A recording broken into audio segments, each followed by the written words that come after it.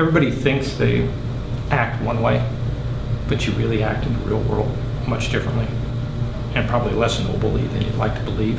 And the gap between the two is where mistakes often occur, because you think you behave one way, but you actually behave the other way.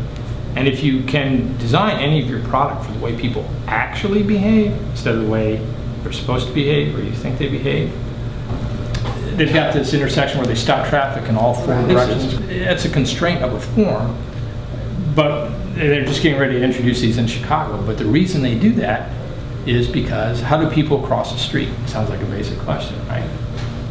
They often cross diagonally, right? Not at right angles where you cross this way and then that way, but if you look around, you take the shortcut, right? You take the hypotenuse of the triangle, you cross that way. Well, that's where people get hit by cars. I'm sure you lie to pedestrian accidents because people look around and they don't say, I want to cross all the way this way, I'm going to try and go all the way that way. They just take the shortcut, boom. Well, now you can blame that on pedestrian error or driver error, and both would be true. But if what you really want to do is eliminate that error, do the barn stands. Stop traffic in all directions, and then you let people cross the way they naturally want to cross, which is you take the shortest distance between 2 points, right? Saves you steps, so you cross diagonally. See the same thing on a college quad.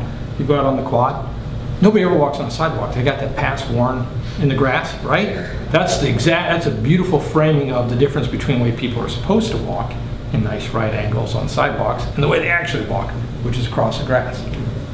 So if you can design for the way people actually use stuff, you're much better off.